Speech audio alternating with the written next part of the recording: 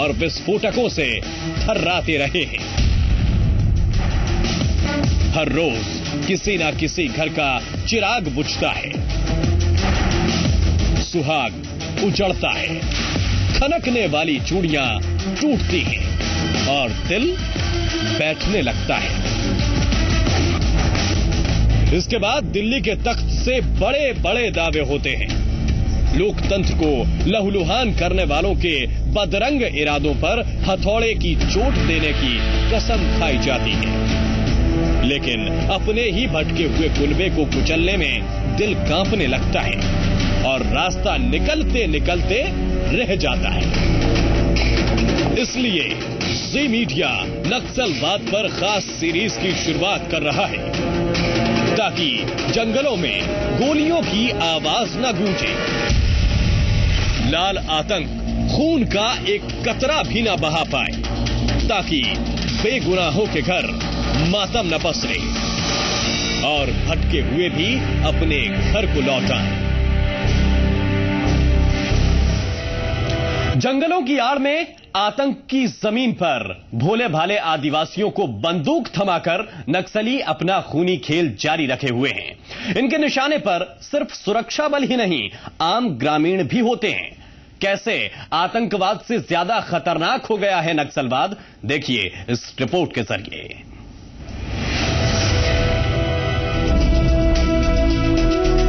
नक्सलबाड़ी से शुरू हुई लड़ाई अपने रास्ते से भटककर बेकसूरों के लहू से खिलवाड़ करने लगी है।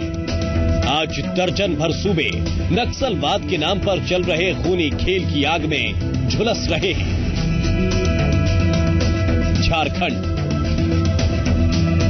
बिहार, उड़ीसा, आंध्र प्रदेश, छत्तीसगढ़, मध्य प्रदेश, उत्तर प्रदेश और महाराष्ट्र में बंदूक के बल पर नक्सली मिट्टी को रक्त रंजित कर रहे हैं। अधिकार की ये कैसी लड़ाई है जिसमें जिनके हक की बात हो रही है वही लोग अकाल मौत मरने के लिए मजबूर हैं।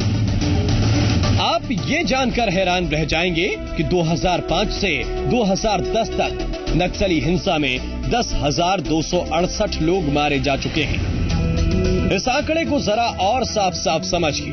अगर आपके गांव की आबादी 1000 है तो 5 साल में ऐसे 10 गांव की पूरी आबादी के बराबर लोग मारे जा चुके हैं। जब आतंकी हमला होता है तो पूरा देश सन्न रह जाता है, लेकिन आंकड़ों में देखें तो नक्सली हमले में आतंकी हमले से कई गुना ज्यादा लोग मारे गए। नक्सली हमले के बाद दिल्ली में बैठे हुक्मरान इससे निपटने के लिए शब्दों वाला सख्त संदेश देते हैं।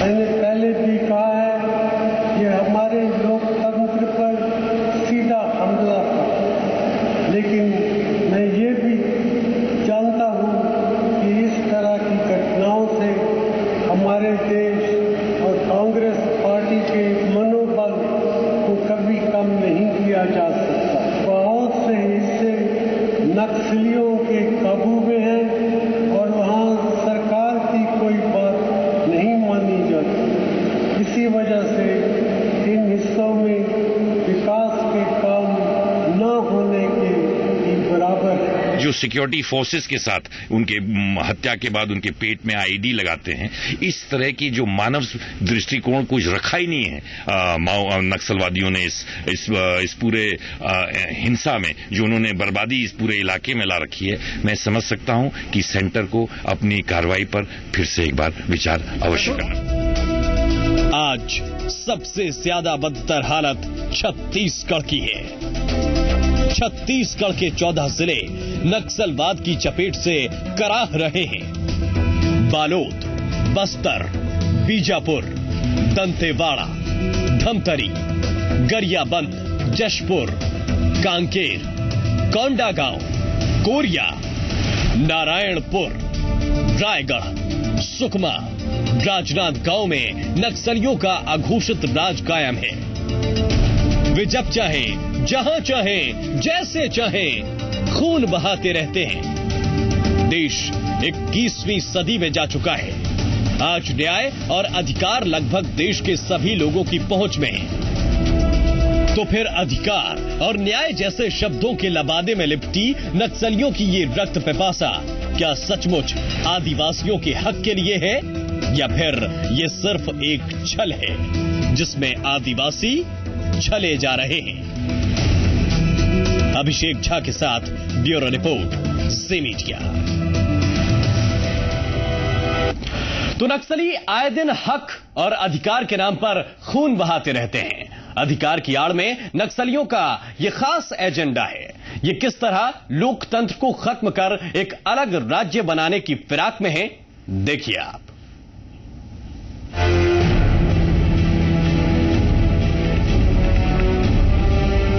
हक और अधिकार के नाम पर नक्सली हर दिन कहीं ना कहीं खून से मिट्टी को लाल करते हैं। कभी खून बहता है मजबूर आदिवासियों का, कभी खून बहता है नेताओं का, कभी खून बहता है पुलिस वालों का, तो कभी खून बहता है अर्धसैनिक बलों का, जो किसी गरीब मां का बेटा, किसी मासूम का पिता और किसी का पति भी होता है। सब इंस्पेक्टर विवेक शुक्ला और हमारे 4 और पुलिसकर्मी, टोटल 5 शहीद हुए हैं। उसमें 3 घायल हैं और 4 सुरक्षित हैं। तो ये किस तरीके का हमला था? देखिए, मुझे लगता है कि ये सड़क सुरक्षा के लिए जा रहे थे, तो उनको पता था कि सड़क सुरक्षा के लिए पुलिस लगातार जाती है। अब वो इसकी समीक्षा करेंगे कि किस प्रकार से ये पुलिस उसको भांप नहीं पाई, परंतु ये नक्सलियों का एम्बुश है। देश के अंदर का ये खूनी घाव सीमा पार से होने वाले आतंकी जख्म से भी बड़ा होता जा रहा है। नक्सली किसी कीमत पर सत्ता पर कब्जा करना चाहते हैं और इसके लिए वो उत्तर पूर्व तक के उन उग्रवादियों से असलाह लेते हैं जो देश को टुकड़ों टुकड़ों में बांट देने की नाजायज जिद पाले बैठे हैं। थोड़ी बहुत जो इंटेलिजेंस है वो ये है कि इन्हें कुछ हथियार जो नॉर्थ ईस्ट के मिलिटेंट ग्रुप्स हैं उनसे जरूर प्राप्त करते हैं, लेकिन वो मुफ्त का प्राप्त नहीं करते हैं, वो पैसा दे के प्राप्त करते हैं। एक्सपर्ट चेताते हैं कि नक्सलियों के इरादों को कम करके ना आंका जाए।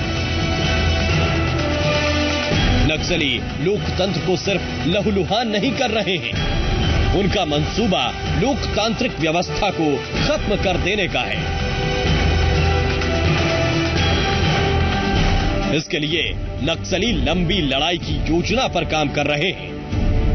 गोपनीय दस्तावेज से जो बातें मालूमात होती हैं उसमें एक चीज साफ जाहिर है कि उनका जो गोल है, उनका जो उद्देश्य है वो है भारत के गणतांत्रिक व्यवस्था को दरकिनारा कर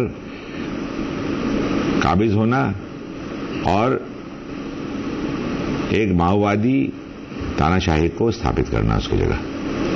और ये चीज वो कहते हैं, माओवादी कहते हैं अपने दस्तावेजों में कि वो एक दीर्घकालीन हिंसात्मक युद्ध के जरिए करेंगे। नक्सली सरेआम उगाही करते हैं, जबरन आदिवासियों को खून बहाने के लिए मजबूर करते हैं, क्योंकि जमीन और जंगल के लिए शुरू हुई लड़ाई अब सत्ता के खेल में बदल चुकी है।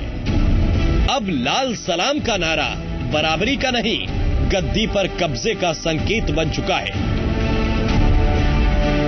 नक्सलवाद हक की लड़ाई से आगे निकलकर लोकतंत्र की हत्या करने पर आमादा है।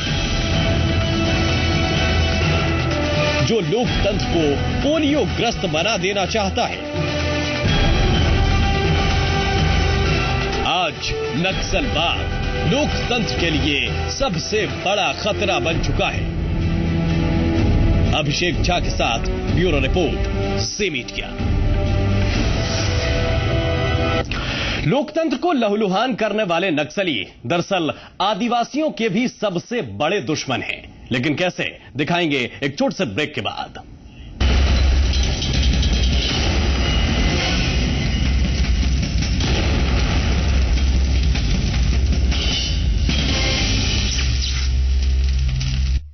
प्रायोजक हैं, करें अपने पैसों को मल्टीप्लाई। एसएमएस करें EPIC 56363 पर और TVS जुपिटर, ज्यादा का फायदा।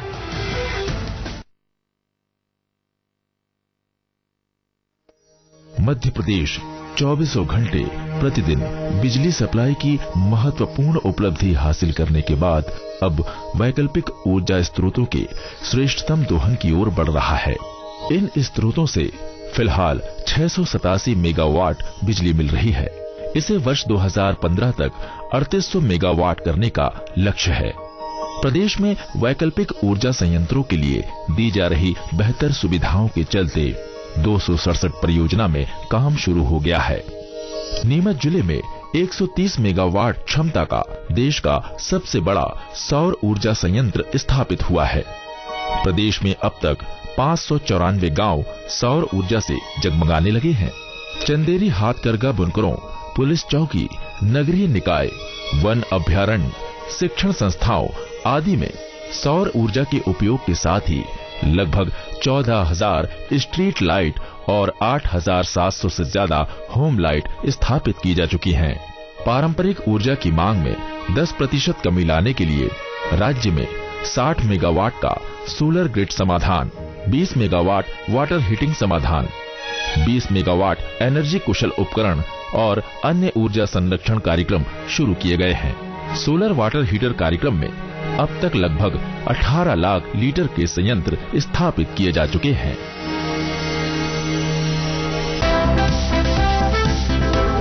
नई हीरोइन? हीरोइन नहीं, आपकी trainer. Trainer? So young. Mummy?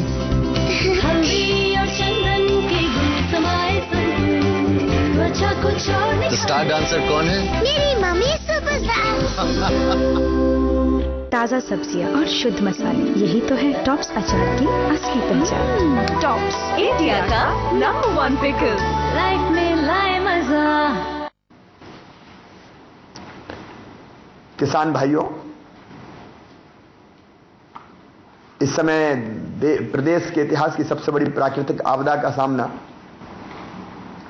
आप कर रहे हैं।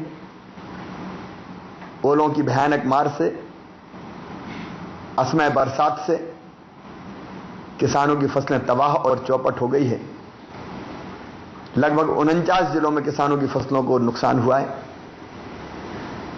हाथ में आई फसल आते आते रह गई। आप सब दुखी हैं। किसान की फसल जब बिखरती है तो केवल फसल नहीं बिखरती, उसके सपने बिखरते हैं, उसके बच्चों का भविष्य बिखरता है। लेकिन आज मैं आपसे ये कहना चाहता हूं, आंख में आंसू लाने की जरूरत नहीं है। मैं अभी जिंदा हूं। सरकार इसलिए है कि संकट की घड़ी में आपके साथ खड़ी हो जाए। मैं आपको विश्वास दिलाता हूं कि संकट से हम आपको पार निकाल के ले जाएंगे। हमने जिन फसलों का नुकसान हुआ है उसके त्वरित सर्वे के निर्देश दिए। सर्वे ईमानदारी से होगा, केवल एक विभाग नहीं करेगा। रेवेन्यू विभाग के साथ पंचायत ग्रामीण विकास और कृषि विभाग के भी कर्मचारी रहेंगे। कलेक्टर मॉनिटरिंग करेंगे, प्रभारी मंत्री मॉनिटरिंग करेंगे। एक टीम भोपाल में बनाई है जो मॉनिटरिंग करेगी। हम सर्वे करेंगे और फिर हमने फैसला किया है, सर्वे के बाद तुरंत फौरी तौर पर राहत की राशि का वितरण किसानों को किया जाएगा। और उस राहत की राशि के साथ, क्योंकि अभी हमने तय किया है, भारत सरकार तो केवल 50% से ज्यादा नुकसान को नुकसान मानती है। हमने तय किया है 25% से 50% नुकसान को भी हम नुकसान मानेंगे और उसमें भी कुछ राहत की राशि देंगे। और 50% से ज्यादा अगर नुकसान हुआ है तो हमने फैसला किया उस नुकसान को हम 100% ही मानेंगे और 100% के हिसाब से राहत की राशि देंगे। आप जानते हैं, सिंचित फसलों में भारत सरकार के मापदंड से दुगनी से ज्यादा राशि हमने देने का फैसला किया है। 15,000 रुपया प्रति हेक्टेयर की दर से। हमने सब्जियों में भी, हमने फलदार वृक्षों के लिए भी राहत की राशि का इंतजाम किया है। व्यक्ति की मृत्यु हो जाए, गाय बैल भैंस हो या बकरा बकरी हो या कच्चे घर टूट जाए या और कोई नुकसान हो जाए, सबके लिए हमने राहत की राशि की व्यवस्था की है। लेकिन केवल राहत की राशि का सवाल नहीं है, फसल बीमा योजना का लाभ किसान को मिले उसके लिए हमने निर्देश दिए। क्रॉप कटिंग एक्सपेरिमेंट होगा और फसल बीमा योजना का पूरा लाभ आपको दिलाया जाएगा, जिससे हमारे नुकसान की बहुत हद तक भरपाई हो जाएगी। हमने ऋणों की वसूली, आपके जो कर्जे हैं उसकी वसूली स्थगित कर दी है। लेकिन केवल कर्जे की वसूली स्थगित करने से काम नहीं चलेगा। कर्ज का जो ब्याज है कई बार वो इतना बड़ा बोझ बन जाता है कि कर्ज से ज्यादा भारी होता है। हमने कर्जे का ब्याज सरकार की तरफ से भरने का फैसला किया है ताकि 0% ब्याज पर आपको अगली फसल के लिए ऋण मिल सके। अगली फसल के लिए खाद और बीज की व्यवस्था हम करेंगे। जिन इलाकों में पानी है वहां मूंग उड़द जैसी फसल अगर हो सकती है तो उसकी व्यवस्था में भी आपको सहयोग करने का काम करेंगे। जिन किसानों की फसलें पूरी तरह से तबाह और चौपट हो गई है उनको 1 रुपया किलो गेहूं और 1 रुपया किलो चावल भी देंगे ताकि जब तक अगली फसल ना आ जाए तब तक उनके भोजन का इंतजाम हो जाए, भोजन की व्यवस्था हो जाए। और बिटिया की अगर शादी थी तो जिन किसानों की फसल पूरी तरह से तबाह हो गई है उन किसानों की बेटी की अगर शादी है तो सरकार उस शादी के लिए भी 25,000 रुपए की राहत राशि देने का काम करेगी। ये बड़ी प्राकृतिक आपदा है, लेकिन आपदा की इस घड़ी में पूरी तरह से सरकार आपके साथ खड़ी है। हम बाकी चीजों में कटौती कर देंगे लेकिन किसान को राहत पहुंचाने में कोई कटौती नहीं करेंगे। बहनों और भाइयों, हिम्मत रखिए, हौसला रखिए, साहस रखिए। सरकार आपके साथ है, शिवराज आपके साथ है। इस संकट से निकलेंगे और हमारा अच्छा समय अगली फसल पर आएगा। बहुत बहुत धन्यवाद।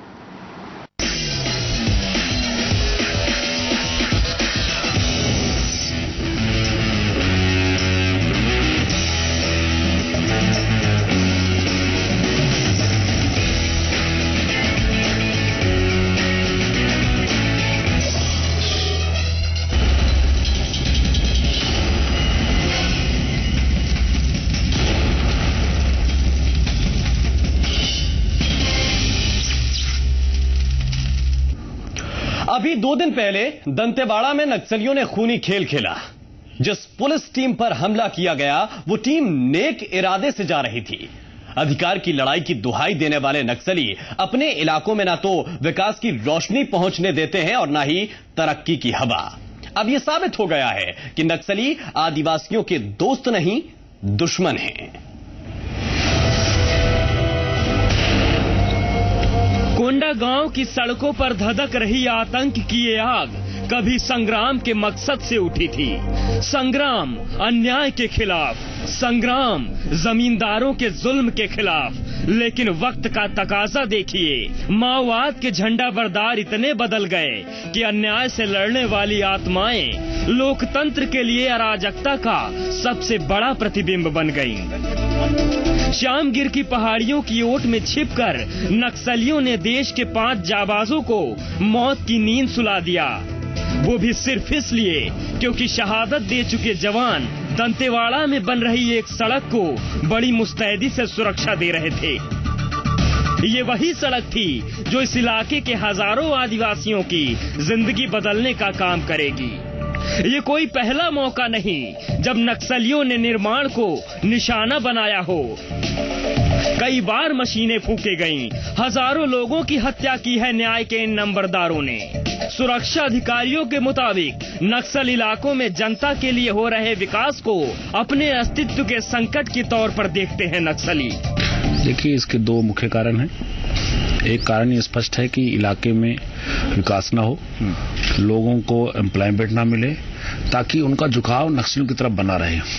यदि विकास होने लगेगा, लोगों को रोजी रोटी मिलने लगेगी, पढ़ाई करने लगेंगे, शिक्षा की ओर बढ़ेंगे, तो बड़ा नेचुरल है कि उनका सपोर्ट जो है वो लेवल सपोर्ट जो बेस है वो कमजोर होगा। और दूसरा, वो भली भली जानती है कि जैसी सड़कें बनेंगी पुलिस फोर्सेज भी जल्दी अंदर पहुंचेंगी। तस्वीरें कोंडागांव की हैं, जहां बीते 15 वर्षों से पुल बनाने की कोशिश चल रही है, लेकिन अभयारण्य के सिपाहियों ने ऐसी दहशत पैदा की कि आज तक काम पूरा ही नहीं हो सका। पुलिया बनती है, नक्सली विस्फोट से उड़ा देते हैं। नक्सली रोड का विरोध कर रहे हैं। जो यहाँ का जो सरपंच है उनको दबाव दे रहे हैं कि विरोध करने के लिए। जो नया कैंप समिति में बनी है उसको भी विरोध कर रहे हैं। ये चाहते हैं कि यार रोड आ जाए, डेवलपमेंट, रोड आने के बाद ही डेवलपमेंट एक्टिविटीज होगा।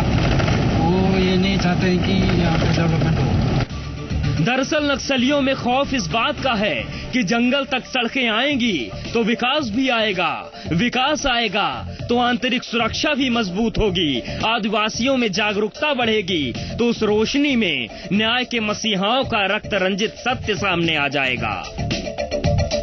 रायपुर से कन्हैया, कोंडागांव से चंपेश और राजनांदगांव से किशोर शिल्लेदार के साथ ब्यूरो रिपोर्ट, जी मीडिया।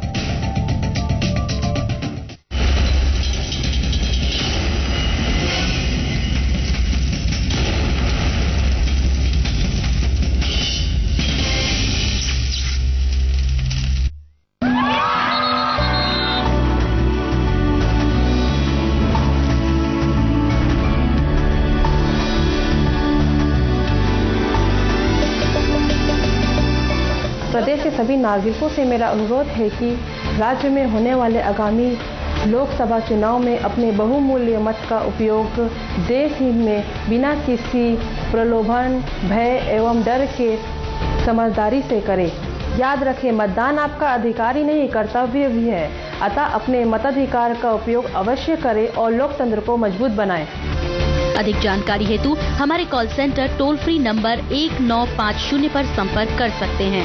हमारी वेबसाइट www.ceochhattisgarh.nic.in पर लॉग ऑन करें। मुख्य निर्वाचन पदाधिकारी छत्तीसगढ़ द्वारा जनहित में जारी। ले आओ नया सोल वेट मसाला, हमने काटा हेल्थी ऑलिव ऑयल में भुना ड्राई मसाले मिलाकर, तो खाना पकाओ खुद मत पको। सोल इंस्टेंट वेट मसाला, जल्दी भी हेल्थी भी।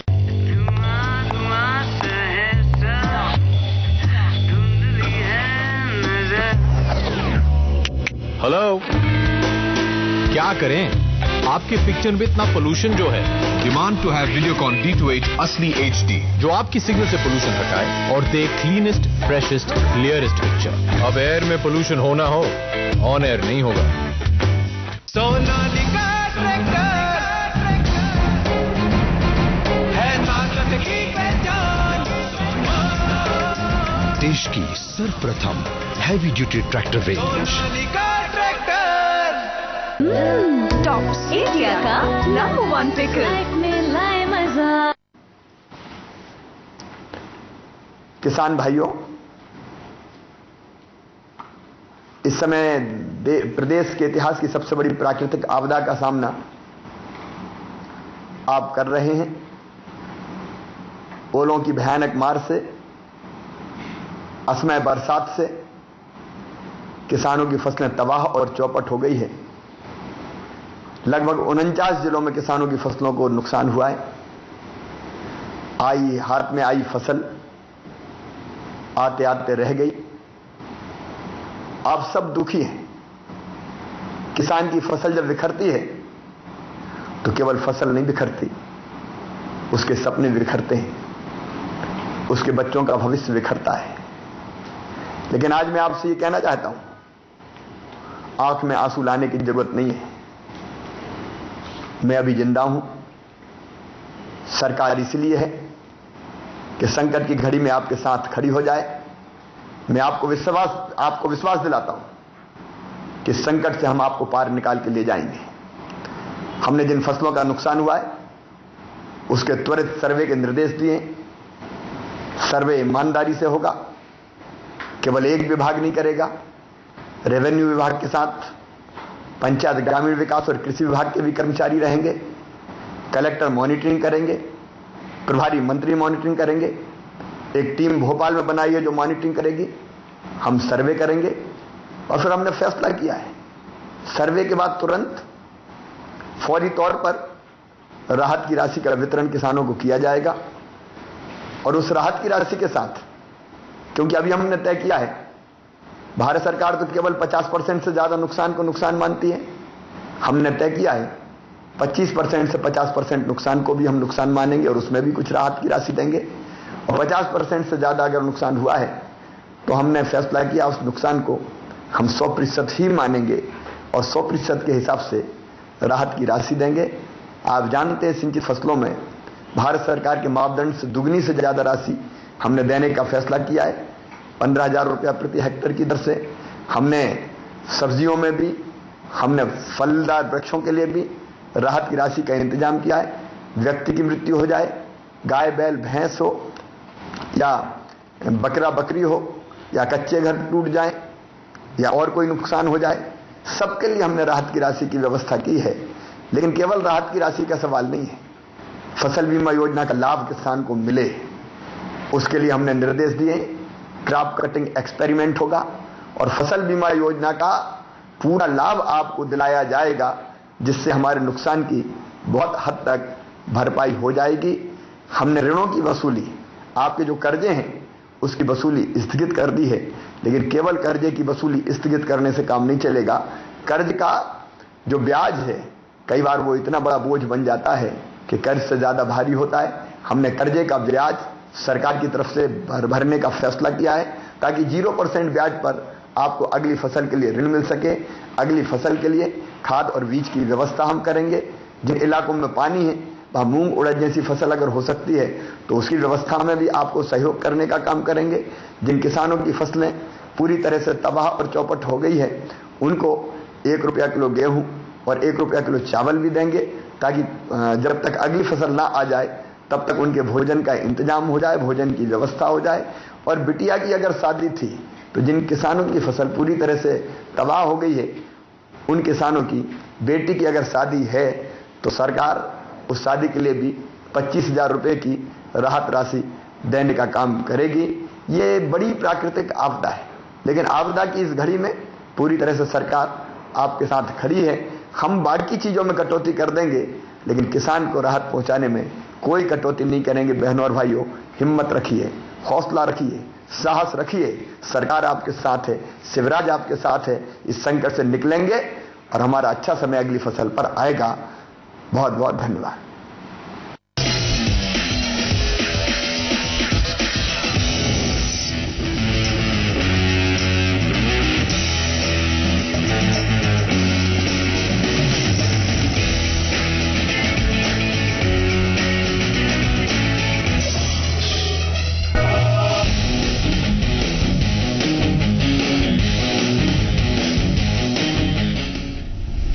नमस्कार, न्यूज सुपरफास्ट में आपका स्वागत है। मैं हूं राम मोहन शर्मा। नमस्कार, मैं हूं आपके साथ सुमित झा। अगले आधे घंटे रहे हमारे साथ। हम आपको बताएंगे मध्य प्रदेश, छत्तीसगढ़ समेत देश दुनिया की तमाम बड़ी खबरें। सबसे पहले मध्य प्रदेश की खबरें। किसानों के मसले पर मध्य प्रदेश के मुख्यमंत्री शिवराज सिंह चौहान ने आज राष्ट्रपति से मुलाकात की।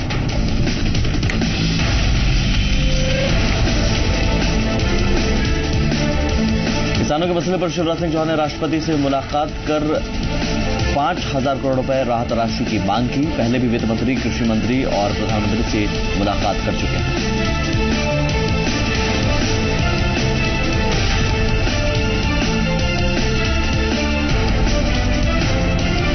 शिवराज सिंह इस मसले पर पहले भी वित्त मंत्री, कृषि मंत्री और प्रधानमंत्री से मुलाकात कर चुके हैं। शिवराज सिंह का कहना है कि केंद्र सरकार की तरफ से अब तक सिर्फ आश्वासन मिला है, फंड नहीं।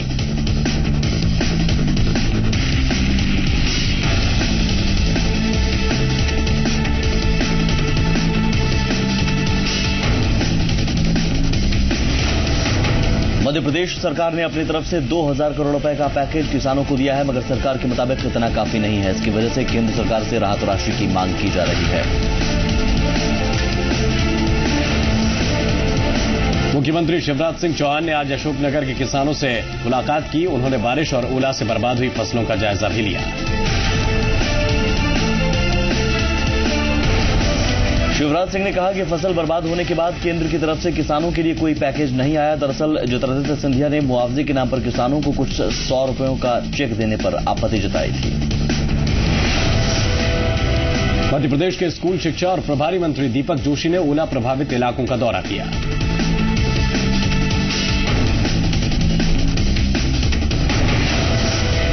दीपक जोशी ने किसानों को कर्ज वसूली स्थगित करने के बारे में जानकारी दी। उन्होंने कहा कि किसानों का ब्याज सरकार भरेगी।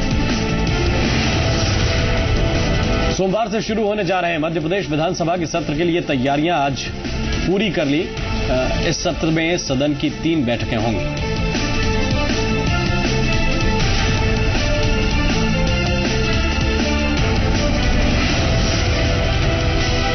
भोपाल में कांग्रेस की लीगल सेल की बैठक हुई, जिसमें कांग्रेस प्रदेश अध्यक्ष अरुण यादव ने कांग्रेस कार्यकर्ताओं से आरटीआई का ज्यादा से ज्यादा इस्तेमाल करने की बात कही।